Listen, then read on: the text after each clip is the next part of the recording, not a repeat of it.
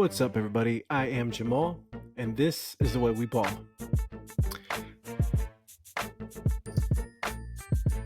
All right, if you've noticed, we are down a host. We are down a co-host. Shout out to Brandon. He is out today. The most predictable thing you'll know about working in sports is that it's unpredictable. And so unfortunately, he couldn't make it to today's show. So it's a one-man show. And if you can bear with that, would love that. We're going to try this out, trial and error. And if it works, great. If it doesn't, then we will crash and burn together. So no pressure. Great.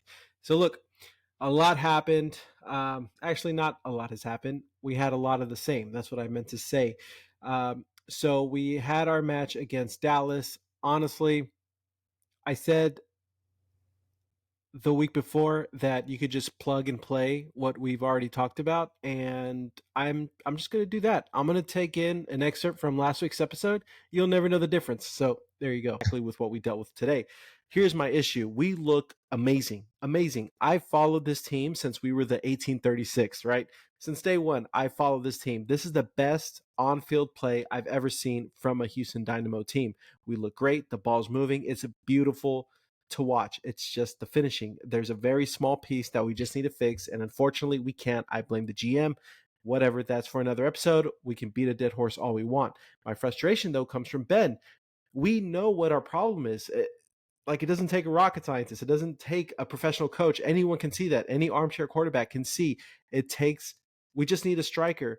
And we're going out with the same attack over and over, putting Bossy up there, putting Kowalczyk up there, and it hasn't worked.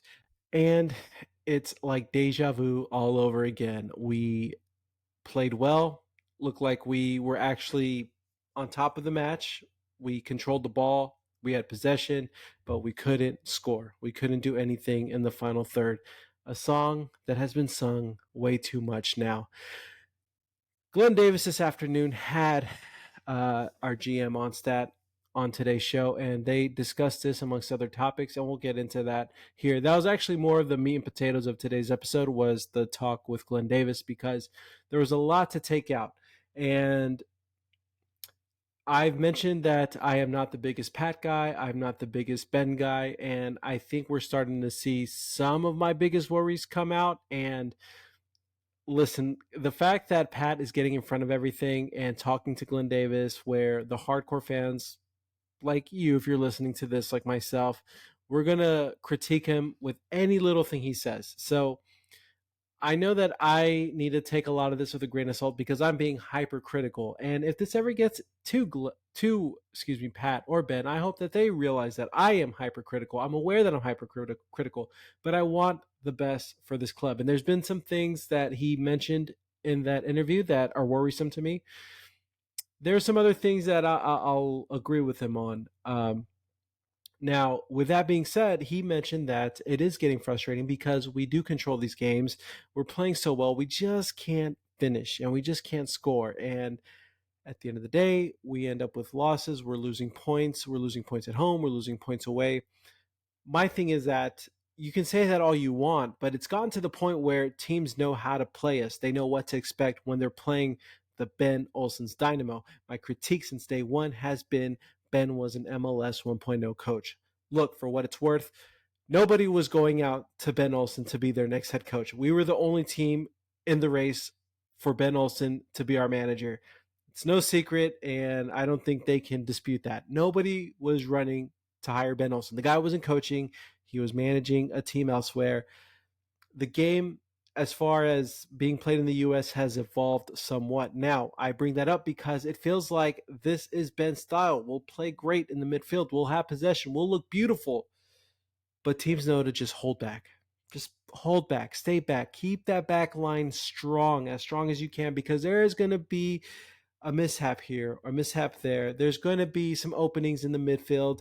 They're going to have Dorsey commit too far. It's going to leave the flanks open. Teams know how to play against Ben's system. And I'm, again, being hypercritical right now because it's been 3 weeks in a row where it's been the exact same scenario happen again and again and again. And you can take the last 3 episodes and we've had the same complaints. My biggest thing is that now we know what to expect. Now teams know what to expect and nothing has changed. I'll go back to Nagamura. What was our biggest critic with Nagamura?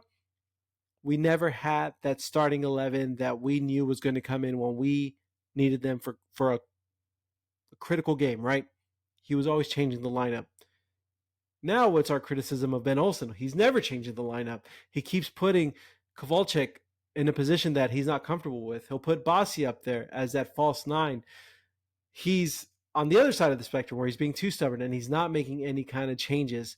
And I know that there's no right answer, because if he was going the Nakamura route, we'd be criticizing him, right?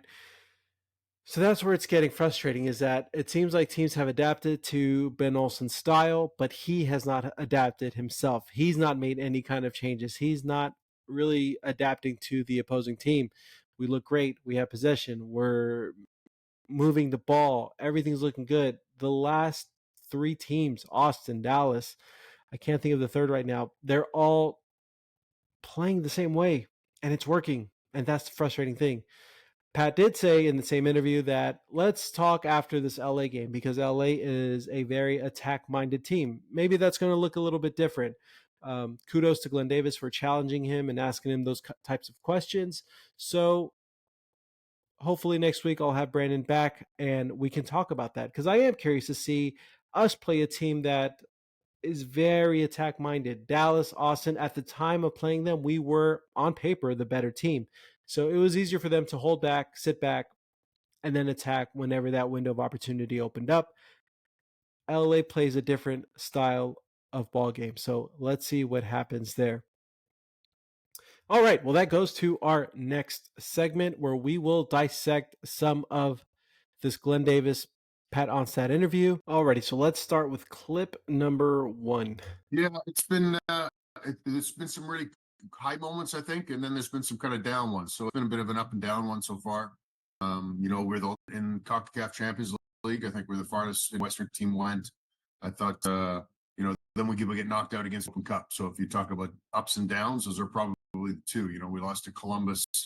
Was 1-0 in aggregate, 2-1 in aggregate, I think it was, and had a draw there. They haven't lost there in I don't know how many games now. So, had some really good performances in that tournament against St. Louis and Columbus. Now it's trying to get that right. I don't think we're happy. Certainly not happy with our performance against the Texas team. So, all right. So, listen, I have to be very careful with how I word this, because at the end of the day, I do wish a lot of success under Pat. I wish for a lot of trophies. I wish we do extremely well under his guidance. With that being said, if he's ever in the industry, or if he's ever looking for a new job, the guy should be a used car salesman, because just look how he approaches the opening segment. He goes in and talks about we've struggled. It's been ups and downs, which he's been right. He talks about how we've lost in the CONCACAF, which we lost against a really good opponent, how he said has not lost at home in a long time. They're in the CONCACAF finals. He hyped up that Columbus opponent, as they should be hyped up, because they are a great team, one of the better MLS teams we've seen of all time. And we lost against Detroit. He completely undersells what we did against Detroit, because that was the bigger statement between the two matches. Losing against Columbus, losing the CONCACAF game, I get that. Everyone had all their chips in and we lost that match. I totally understand that.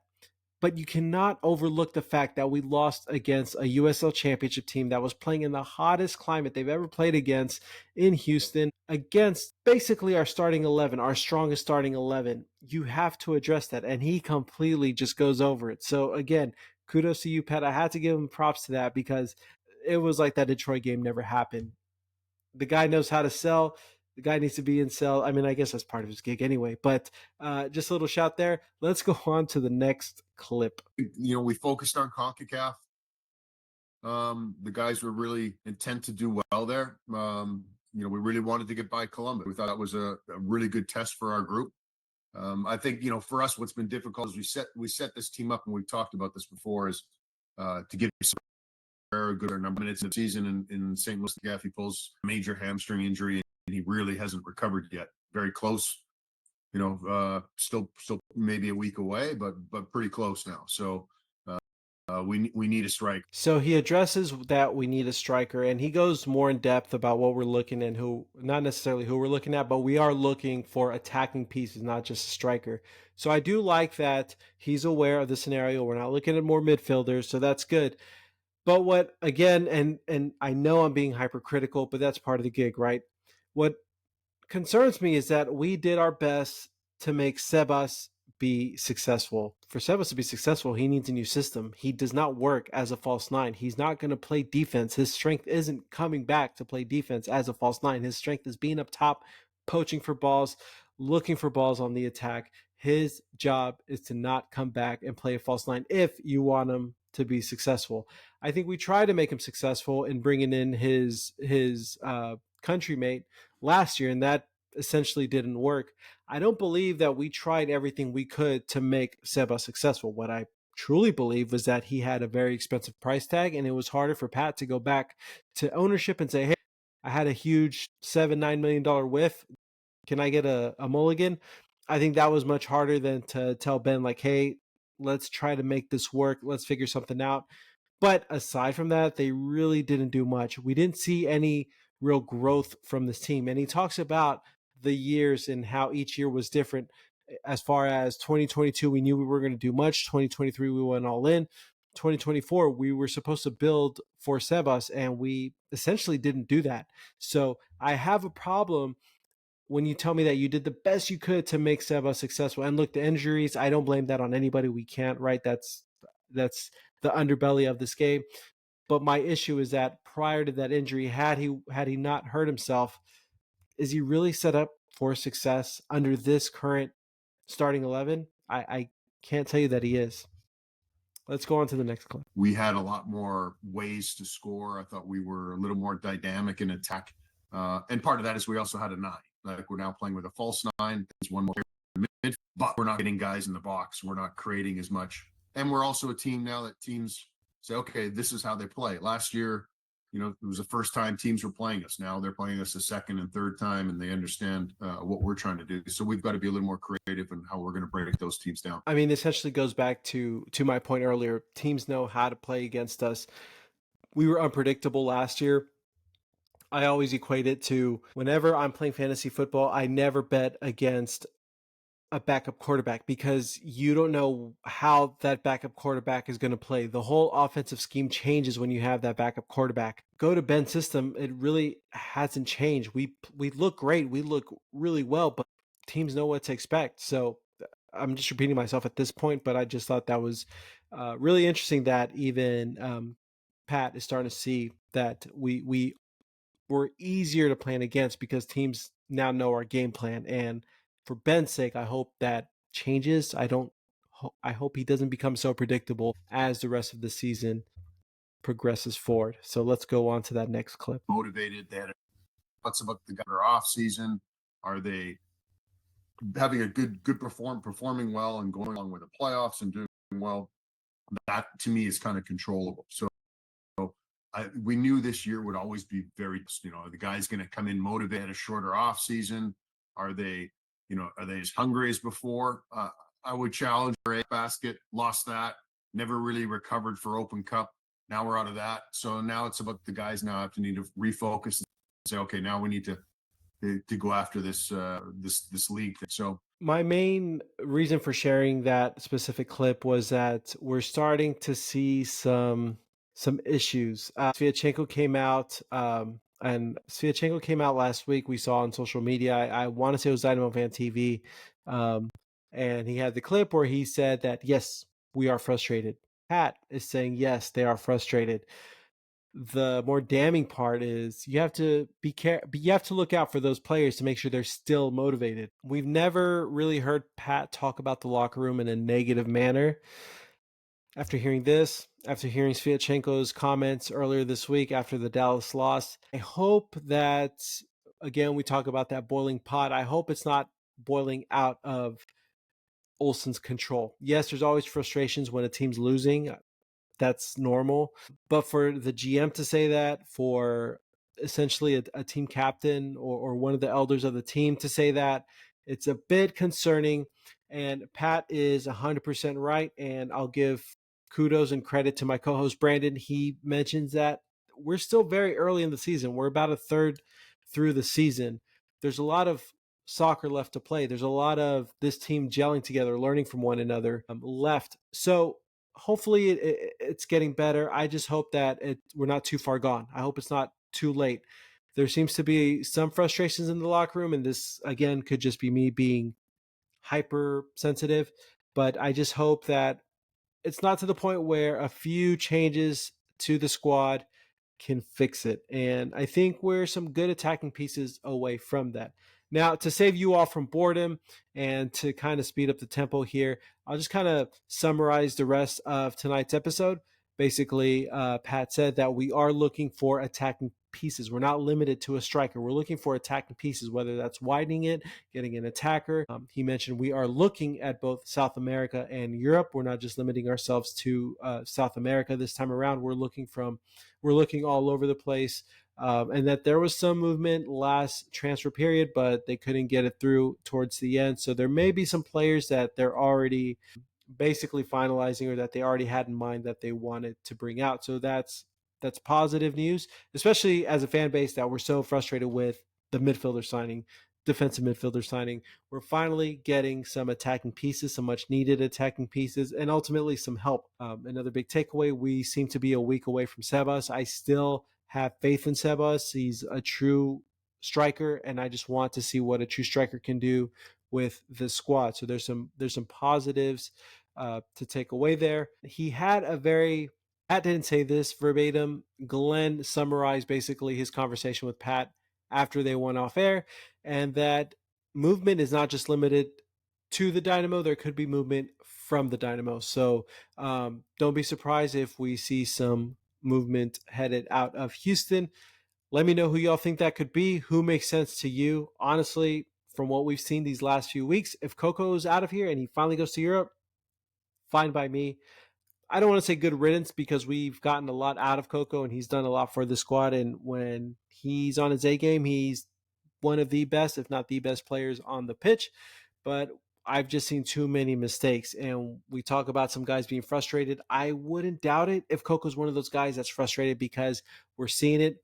We're seeing boneheaded mistakes, and that happens usually when you're frustrated. So I think that's where we're at as far as Coco's concerned. And I wouldn't be surprised if we finally strike a deal in Europe as the European leagues have all finished and they're looking to rebuild those rosters.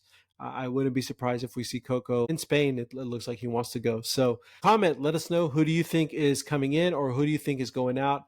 Transfer market or the transfer season is always an exciting time, and I love talking about it.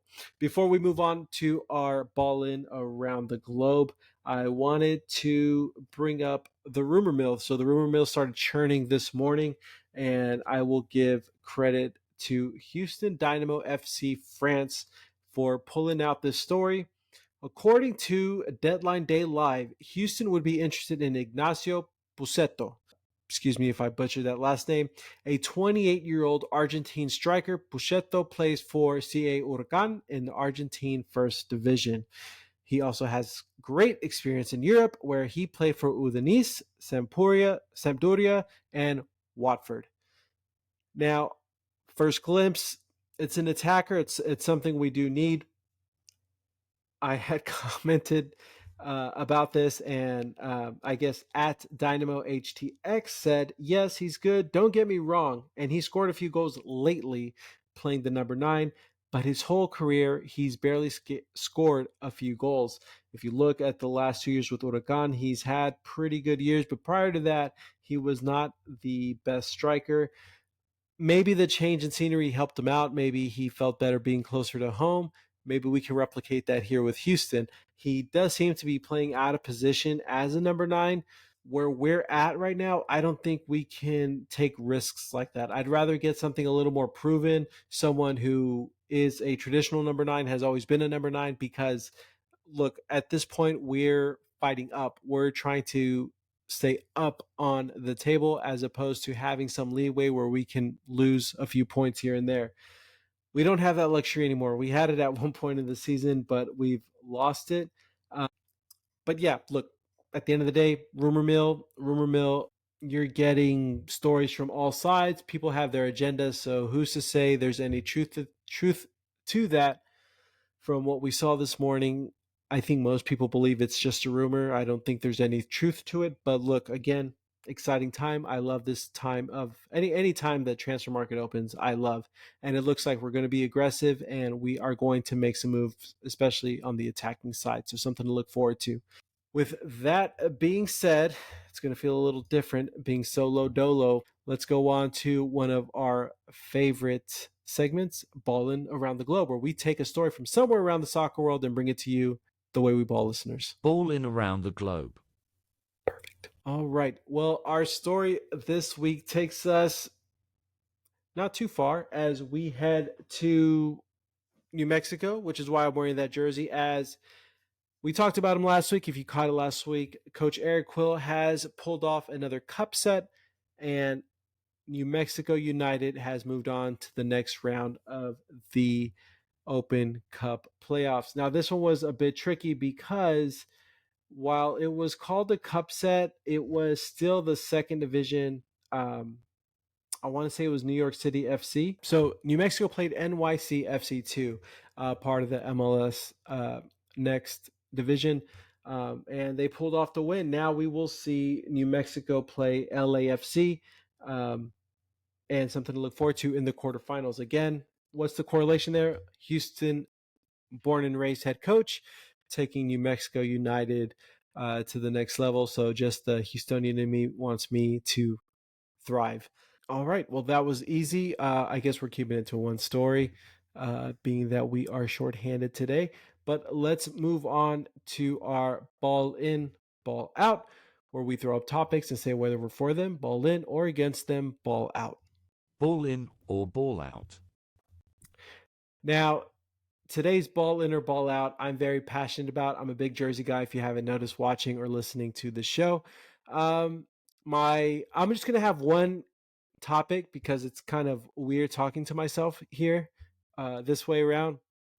But I would love some feedback from you all. Let me know what you think. Today's ball in or ball out topic is premier teams wearing next year's kits for their last match or the last closing weeks of the Premier League. So, for example, this week Liverpool played in what was Klopp's final game as Liverpool head coach, and in doing so, they wore next year's kits to the match. Are you ball in, wearing the next year's kits, or ball out, keeping it for the next season? For me personally, I am ball out on this idea. I don't like it. My biggest issue with it is that me as a big kit guy, for me being a big kit guy, usually the kit represents that year. So for me, Klopp's final season, I'm going to resonate with Liverpool's kit that they wore throughout the year. But now when I think about Klopp's final game, I'm thinking of the kit they wore for the final game, which is going to be next year's kits. I would have preferred to have a kit that just kind of commemorated the entire year. And now it's it just throws me off a bit. I prefer kits. Dynamo, for example, this year I'm going to resonate this year with the purple kit. A lot of things I don't think American soccer gets right, but the kits and just using them for that year, I think we're on the right side of that trend. So using the next year's kits during the football season of the prior year, I am ball out. I'm sure there's a better way to structure that sentence. It's a bunch of word vomit. But you know what I mean. So let us know. Comment down below if you're a ball in or ball out for using those kits earlier than what they were intended for. Well, folks, I think that's about it. Again, different structure to today's episode, but you got to roll with the punches. Let us know what you think. Comment, like, subscribe, all that fun stuff. And for this week's episode, I am a lonely Jamal, and this is the way we ball.